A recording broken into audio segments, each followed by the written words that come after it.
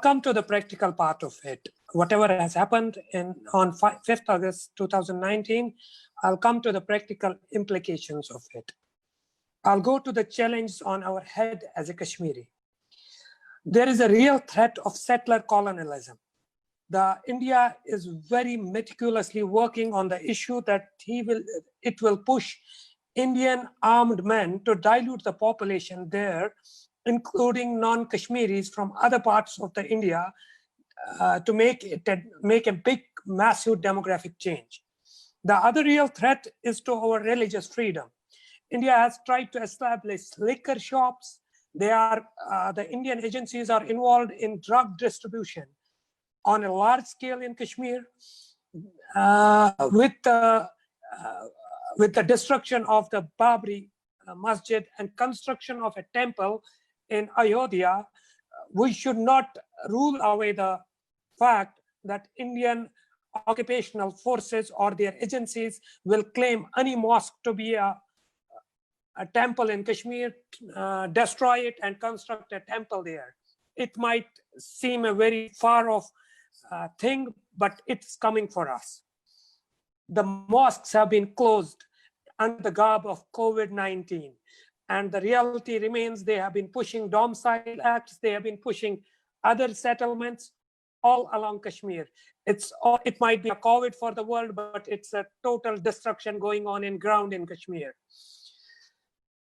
You look at the civil liberties, threat to our civil liberties. A journalist is jailed. One is in jail for 2 years. The other one has been jailed 4 days back without any charges or anything. Why does it happen in the real world? Qazi Shibli is right now in jail. They are arresting teachers. They are arresting students. They are arresting doctors. They are arresting social activists, whatnot. They are coming for each one of us. And look at the destruction to the economy. Our economy stands destroyed right now. 40,000 crore rupees of Kashmir in the last 1 hour. That is a huge money. I mean, Kashmir might not emerge out of this for another 10 years. Now, I don't go on wailing all along. Let me come to the responsibilities, the way forward, how we are going to face it. There are responsibilities of Kashmiris who are living on ground. There are responsibilities of Kashmiri diaspora. Then there are responsibilities of the countries, the Western countries and the Islamic countries which connect to Kashmir. Coming to the responsibilities of Kashmiris. Kashmiris on ground should reject all politics which talks of less than freedom from India or right to self-determination. Nothing should be entertained under the Constitution of India. Don't employ non-local. The India is pushing a population into Kashmir. They might not be able to survive them without our help. If we do not help them, they will have to go out. It has to be peaceful. I'm always talking about a peaceful resentment, peaceful rejection of the Indian occupation. And the people who are facilitating from our part, we need to go for all-out social boycotting. It is now or never for us. There should be no compromise on religious curbing. We might have to give our lives for our religious freedom, and we'll do it. We'll not hesitate before going ahead. And the other important thing, what I want to talk to the people of Kashmir is don't comply to the government orders. They cannot be trusted. They talk of COVID lockdown and they push in a dirty law any moment. This is what they have done to us in the last 70 years, and especially in the last 1 year.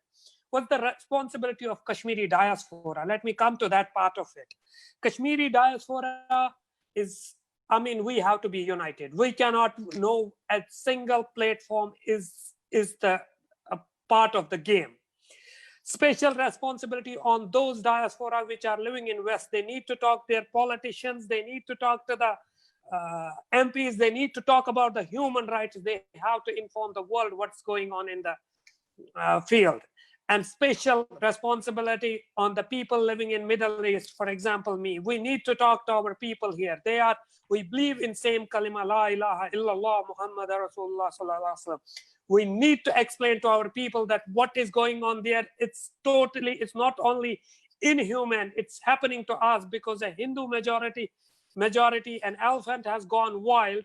It's coming for us because we are a Muslim majority state.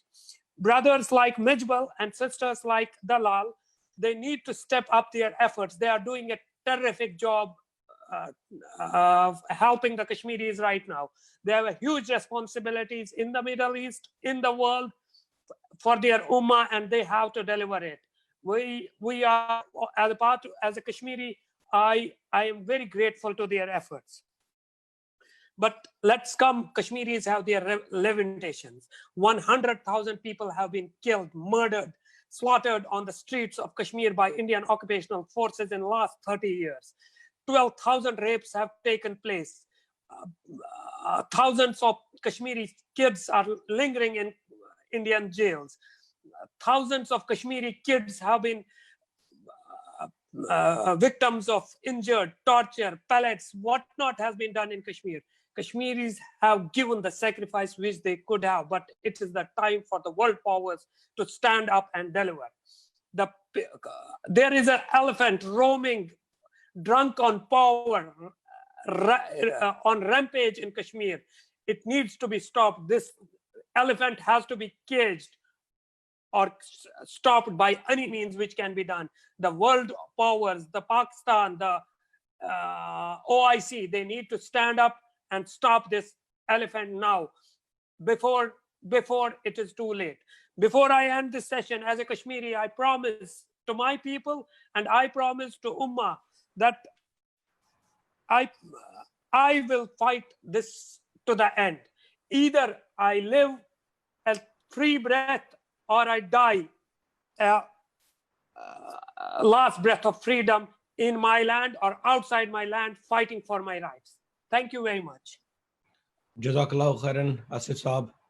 Well said. You just not reflected your words, but the words of every Kashmiri.